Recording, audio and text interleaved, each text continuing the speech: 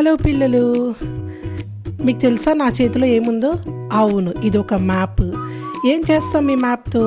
ఈ మ్యాప్ని మనం ఉన్న చోటు నుంచి మనం ఎక్కడికి వెళ్ళాలో తీసుకెళ్ళడానికి ఉపయోగిస్తాం. ఇప్పుడు పిల్లలారా, ఈరోజు ఇది మేము ఉపయోగించట్లేదు, ఎందుకంటే ఈరోజు మనకి దానికంటే ఇంకా బెటర్ మనకి గూగుల్ మ్యాప్ దొరుకుతూ ఉంది. అది ఎక్కడికి వెళ్ళాలంటే అక్కడ ఈజీగా మనల్ని నడిపిస్తూ ఉంటుంది.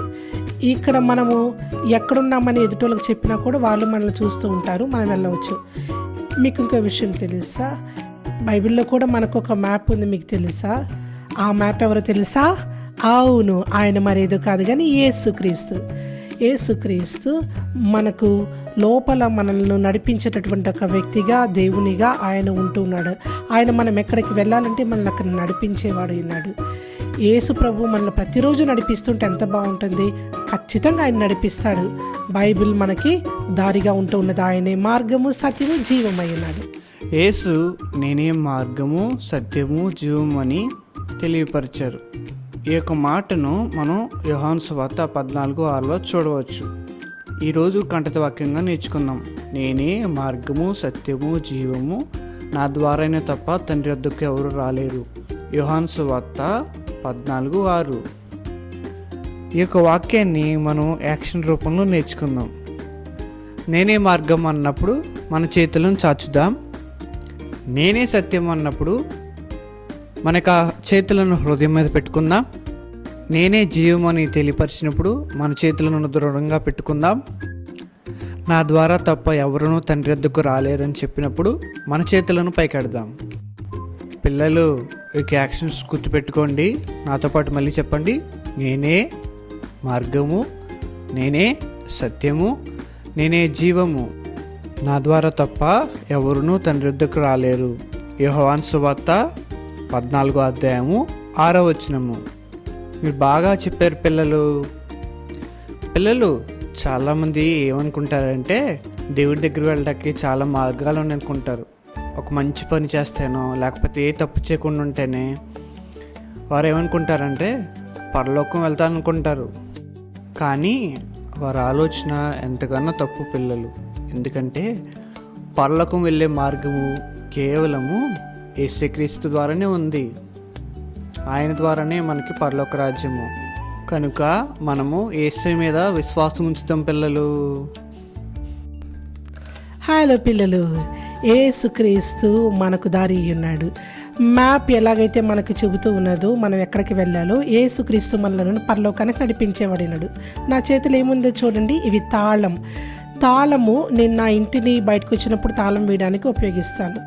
ఈ తాళము నా ఇంటికి తాళమై ఉన్నది. నేను బయటకు వచ్చినప్పుడు బయటికి ఉపయోగిస్తాను. అది నా మెయిల్ బాక్స్ కూడా నేను ఒక తాళం పెట్టుకొని ఉన్నాను. అయితే ఇప్పుడు చివరిగా పరలోకానికి వెళ్ళే తాళం కూడా ఉంది. మీకు తెలుసా?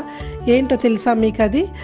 ఆ పరలోకానికి వెళ్ళే తాళము మనం దేవునికి దగ్గరగా ఉండడం వల్ల పొందుకుంటూ ఉన్నాము. ఆ యొక్క తాళమే యేసుక్రీస్తు చెప్పిన రీతిగా నేనే మార్గమై ఉన్నాను, సత్యమై ఉన్నాను, జీవమై ఉన్నాను. ఆయన నిజంగానే మనల్ని నడిపించడానికి ఆయన మాత్రమే దేవుడై ఉన్నాడు.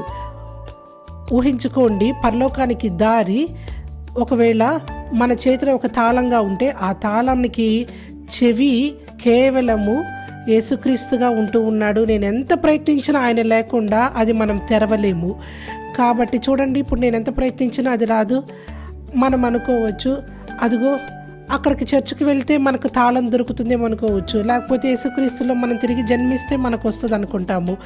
కానీ చూడండి, ఏం చేసినా కానీ దేవునితోటి సరైన సంబంధము కలిగి ఉండకపోతే, యేసుక్రీస్తు రక్తాన్ని ద్వారా మనము కడగబడకపోతే, యేసయ్యను సొంత రక్షకునిగా అంగీకరించకపోతే మనకు తాళం రాదు. ఆయన మాత్రమే పరలోకానికి తాళమై ఉన్నాడు.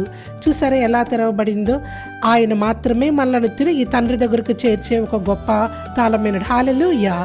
నిజంగానే యేసుక్రీస్తు మనము పరలోకానికి వెళ్ళడానికి ఒకటే మార్గము, ఆయన మాత్రమే తాళపు చెవి ఉన్నాడు.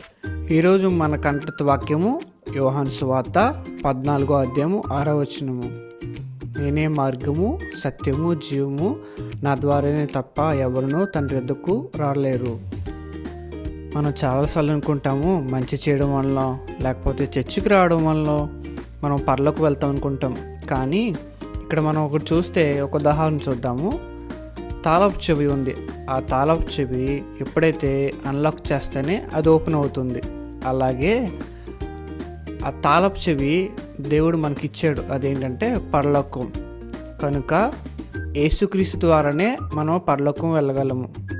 నాతో కలిసి ప్రార్థన చేయండి. మీ హృదయంలోనికి యేసును ఆహ్వానించండి. ప్రార్థన చేసుకుందాం. ప్రేమైన యేసయ్య, నీకు వందనాలు. నీవే నా మార్గము, నా సత్యము, జీవము. నేను చేసిన తప్పులను ఒప్పుకుంటున్నాను. నువ్వు నా రక్షకుడిని నమ్ముతున్నాను. నా కొరకు చనిపోయావని నేను విశ్వసిస్తూ ఉన్నాను. నా హృదయంలోకి నేను ఆహ్వానిస్తూ ఉన్నాను. నన్ను మీరు నడిపించండి, సహాయం చేయండి. ఒక మంచి నిర్ణయాలు తీసుకుంటాక నాకు సహాయం చేయండి. నేను నిన్ను వెంబడిస్తాను. యేసుక్రీస్తు నామములో ప్రార్థిస్తున్నాను తండ్రి. ఆమేన్.